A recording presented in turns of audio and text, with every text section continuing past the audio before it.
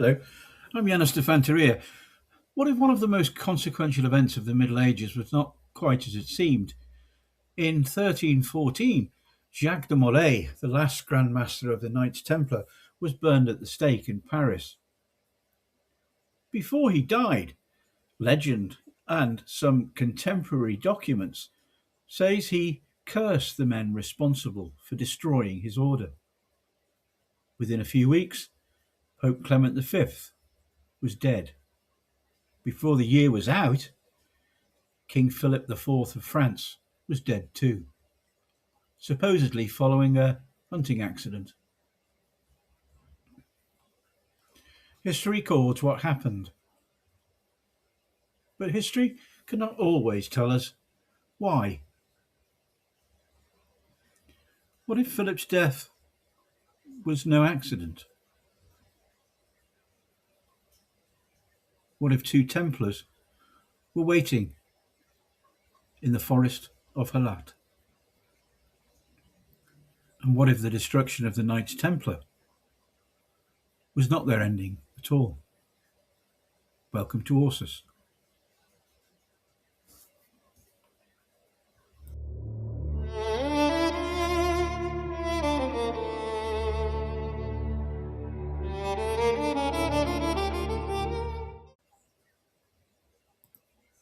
Ile de Joux, Paris, the 18th of March, 1314. The fire had been burning for 20 minutes when de Molay began to speak. Louis Castile heard him. He was positioned well, but not at the front, where the guards, clerks, and crown representatives could see faces. They handled the event with a great deal of administrative care. They knew a public execution was also a public record and needed to be carried out to ensure an accurate one. He was in the middle of the crowd, the correct position, close enough to hear, far enough to be unremarkable. De Molay's voice carried. This caught some people around Castile off guard, because the fire had been burning for 20 minutes, behaving like fires usually do, and the crowd's expectation, raised since the procession from Notre Dame, was that by now the voice would have disappeared. But de Molay's voice echoed, and what it conveyed resonated, causing the crowd to fall silent in that moment when something unexpected occurs and defies easy categorization. He was calling Philip to account. He was calling the Pope to account. He was calling them by name to appear before God within the year. He was not making a threat. He was stating a fact. And Castile listened.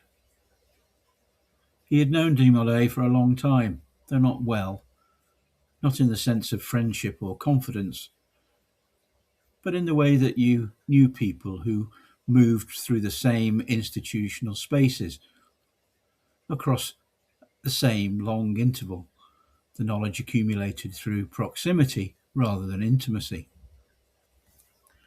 He had known him as a Grand Master, as an administrator, and as a man who had run the largest financial institution in Christendom, with a combination of competence and political naivety that had, in the end, made him vulnerable to destruction. He had not known him as this, as a man standing in a fire, calling kings and pontiffs to account with a voice that did not waver. He watched as the fire continued its work, and defiantly de Molay continued his. The two things proceeded simultaneously, the one doing what fires did, and the other doing what de Molay had apparently decided to do with the last minutes available to him. And the crowd stood in the cold March afternoon, listened, and did not move. When it was over, when the voice stopped, not because de Molay had finished, but because the fire had finished what the fire was doing, Castile stood in the crowd for a moment longer. He was not thinking about de Molay. He was thinking about Philip. The decision had already been made. Philip IV would not see the year out, neither would the Pope Clement. The Equus Bellici would see to it, but Castile would never know that that was how the curse was fulfilled. He turned and walked away from the river. Behind him, the smoke rose into the March sky. He did not look back.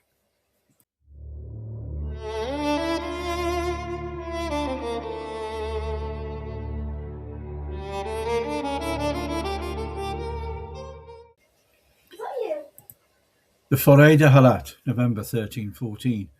The cave lay 2 hours from the road. Gerard had found it in October, on the third day of the reconnaissance, not searching for a specific place so much as for the right kind of place.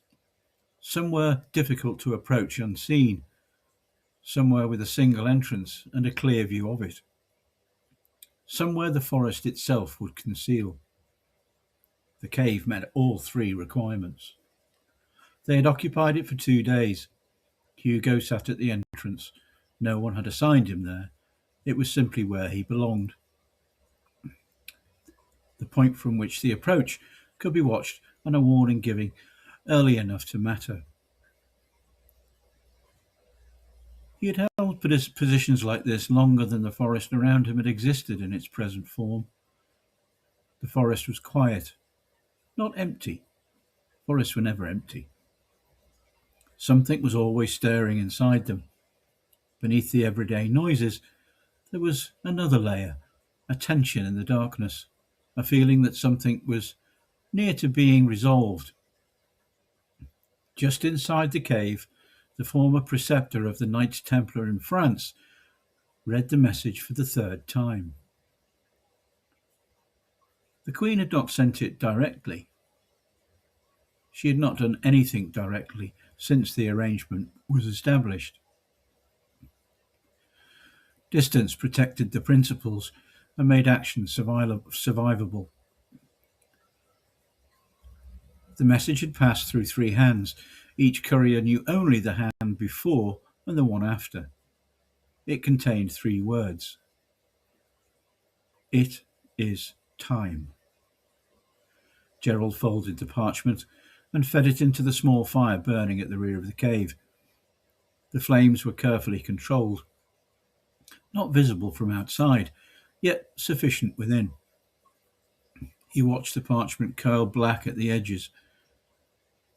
He was thinking about the blunted bolt. Not with doubt.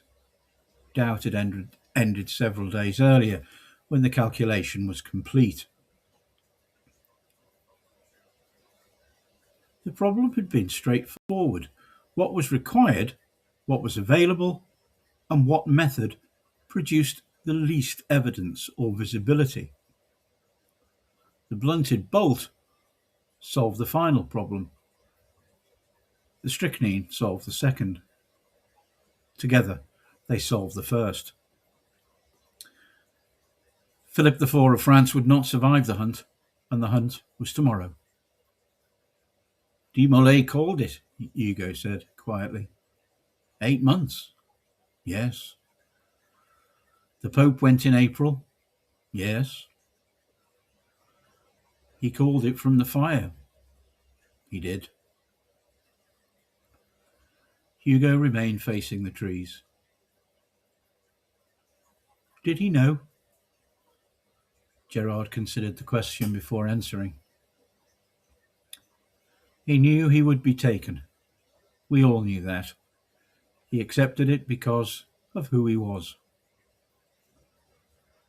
The fire crackled softly beside him.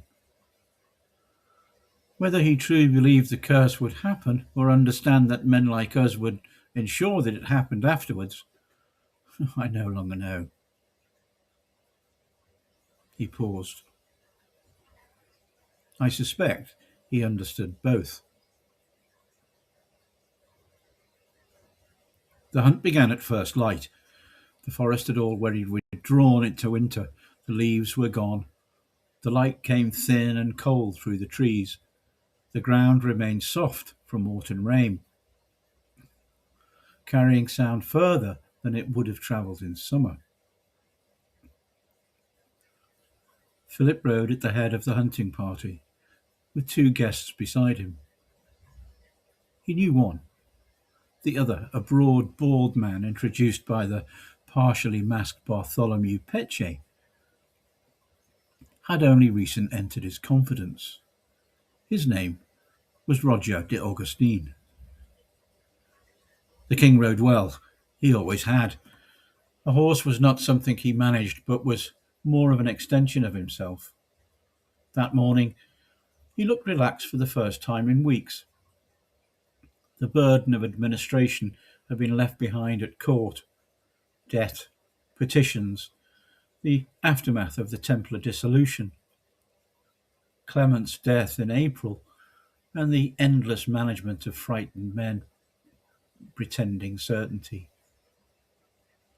Just then, a noise came from the trees to the right. It was a wild boar, or something sufficiently like one. Petche and the man called Augustine turned instinctively towards it. Neither saw Gerard de Villiers, crouched deeper among the trees, hands cupped around his mouth. The sound came again, further away this time. They followed it.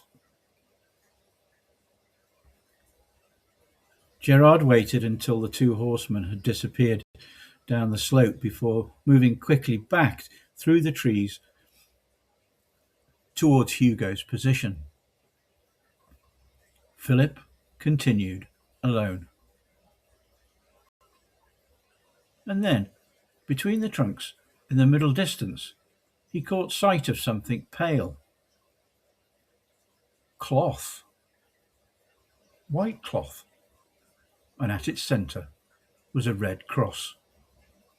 A Templar cloak had been hung deliberately from the branch of an ancient tree. Philip stared at it. For 7 years, he'd attempted to eradicate that symbol from France. He spurred his horse towards it. Behind a fallen tree, perhaps 60 yards away, Hugo de Besançon rested his cheek against the stock of the crossbow. Gerard dropped into position beside him. The bolt was unlike any projectile intended for battle.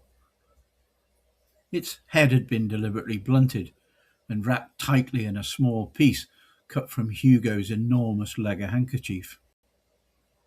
It was designed neither to penetrate nor to leave the wound expected from a crossbow strike. It had only one purpose: impact. Philip turned slightly in the saddle. Hugo fired. The bolt struck the king at the back of the neck. Philip pitched backwards, lost the reins, and was thrown violently from the horse. His head struck the ground. Neither Gerard or Hugo moved immediately. Hugo watched patiently. Gerard counted. Then they emerged from the trees. Philip was unconscious, but still breathing. Gerard turned him onto his back, while Hugo produced the small flask they had carried from the cave. The fall had created the explanation. What came next would ensure the outcome. Gerard forced the king's jaw open, and Hugo poured the strychnine-laced water into his mouth. They waited only long enough to see him swallow. Then they were gone. The report was accurate enough. It described the visible cause, and no one present had reason to search for another one. The activities that would see the end of the Capetian dynasty were entrusted to a faithful old retainer from Templar days, who had once been an apprentice in the order many, many years before, and had been injured in his right leg so severely whilst practising with a large sword that he had had to have it amputated at the knee. He was always disappointed that he couldn't complete his training. But as things stood, He reconciled him to the fact that he was now doing his duty for his old masters. The Capetian line collapsed with Charles IV in 1328. None of Philip's three sons left a male heir, despite Louis X having a posthumous son, John I, who lived for only a few days. The curse had been specific. So had the method.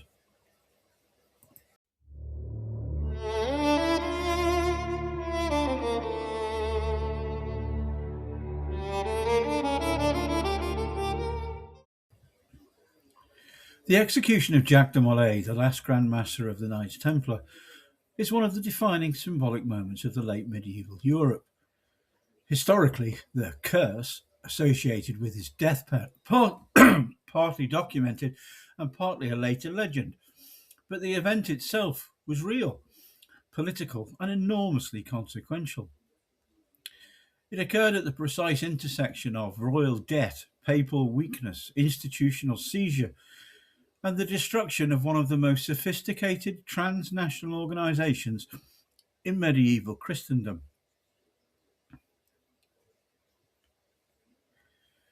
Friday the 13th of October 1307, King Philip IV of France ordered the mass arrest of the Templars across France. The charges include heresy, idolatry, sodomy, corruption, and secret rites. Most historians today regard many accusations as fabricated, coerced, and politically motivated. The deeper reality was financial and political. Philip IV was deeply indebted, increasingly hostile to autonomous institutions, and determined to consolidate his royal authority. The Templars possessed wealth, land, banking systems, fortified infrastructure, and supernatural independence. That combination had become intolerable to the French crown. The role of the papacy. Clement V. Pope Clement V initially hesitated, but Philip IV exerted enormous pressure. Eventually, papal investigations proceeded. Templar leadership was imprisoned, torture was widely used, and confessions were extracted. In 1312, the Order of the Temple was officially dissolved at the Council of Vienna. Importantly, the order was not formally condemned as heretical in definitive doctrinal terms. It was suppressed politically and administratively, and that distinction matters greatly. Jacques de Molay, the last Grand Master. Jacques de Molay was elderly in 1314, had been in prison for years, and had been repeatedly pressured into confession and retraction. Alongside him was Geoffroy de Charnay, the preceptor of Normandy. Both men had initially confessed under pressure, then later withdrew or challenged aspects of these confessions. That reversal sealed their fate.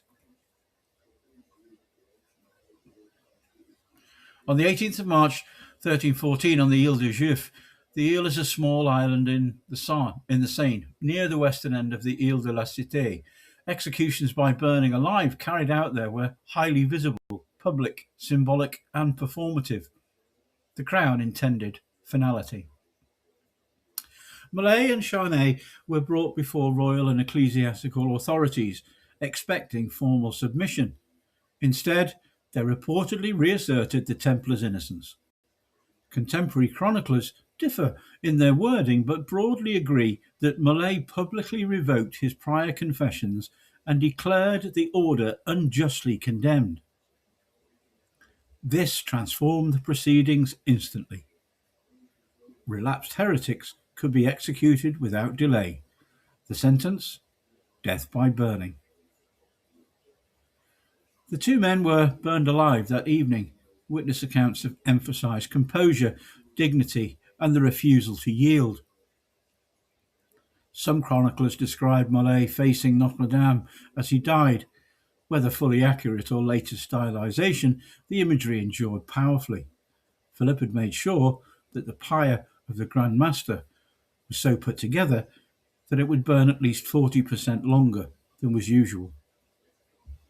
The curse. Historical core versus legend. The famous curse tradition largely emerged from later chroniclers and retrospective narrative shaping. The essential version: as he died, Malay summoned Pope Clement V and King Philip IV to appear before God's judgment within the year. Some versions also include Guillaume de Nogaret, Philip's chief minister and architect of the prosecution, but the exact wording varies considerably. The most famous later formulation: Pope Clement, King Philip, before 1 year I summon you to the tribunal of God. This is historically uncertain as verbatim speech, but the belief spread rapidly because the events afterwards were truly extraordinary. Clement V died on the 20th of April 1314, roughly 1 month later. The cause of death in real historical terms was likely cancer or severe intestinal disease, but our faithful one-legged retainer would care to differ. Philip IV, or Philip the Fair, died at Fontainebleau on the 29th of November 1314 after an unexpected hunting accident and sudden illness in the Forest of Halatte. He was only 46 years old. Guillaume de Nogaret had already died earlier, in 1313, but later traditions folded him into the curse narrative anyway. The collapse of the Capetian dynasty. The legend deepened because Philip's dynastic line then unravelled rapidly. His sons Louis X, Philip V and Charles IV all ruled briefly and died without secure male succession. By 1328, the direct Capetian line had ended.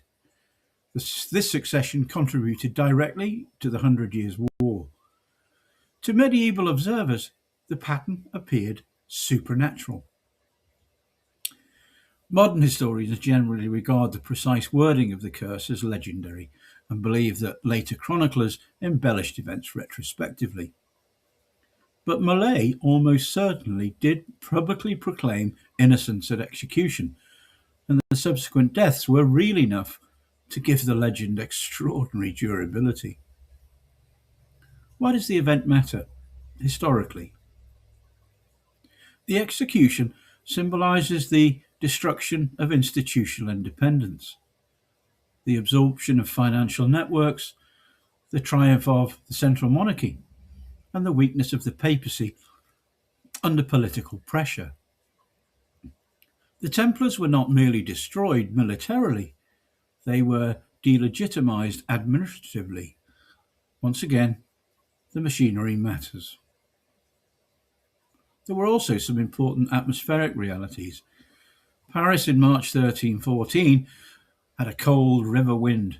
There was smoke over the Seine, crowds lining bridges, royal guards, clergy maintaining ritual legality around political violence, and beneath it, a kingdom already carrying the strain of debt, war, and centralisation.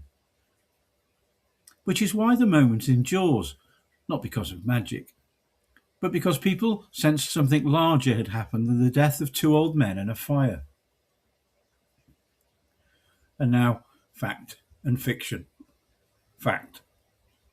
On 18th of March 1314, Jacques de Molay, the last Grand Master of the Knights Templar, was burnt to death in Paris. The order had already been destroyed. Its members had been arrested, interrogated, and tortured. Its property had been seized, and its reputation dismantled. And finally, its existence was erased by decree. But according to later tradition, Molay did something extraordinary before he died. He had cursed the men responsible, Pope Clement V and King Philip IV of France. He supposedly declared that both would soon follow him before God. Whether Molay actually spoke those words is uncertain. But what happened next is not. As we know, Clement V died little more than a month later. Philip IV died before the year was out, following our hunting accident in the Forest of Halatte. Within 14 years, all three of Philip's sons had died, without producing a surviving male heir. The Capetian dynasty that had ruled France for more than 3 centuries came to a very abrupt end. Fiction. History tells us that Philip fell from his horse while hunting. ORSUS proposes a different idea. What if the fall was not an accident? What if 2 surviving Templars were waiting amongst the trees? What if Hugo Besançon fired not a killing bolt, but a deliberately blunted projectile, designed to bring down a king without leaving an obvious wound? And what if Gerard de Villiers simply stood beside him and watched? Because killing Philip was never the objective. History had already decided what happened next. They merely had to give it a little assistance. And that is where the record ends. The Order of the Temple disappears, its wealth is scattered, its surviving brothers vanish into other orders, other countries, and other identities. But just perhaps, the Templars themselves did not disappear. Perhaps they simply learned the most important lesson in their history. An organisation does not need to exist on paper to survive. Some of this is fact, some of it is fiction, and somewhere between the two is ORSUS. History is often stranger than fiction. I am Di-Fanteria, and this is ORSUS.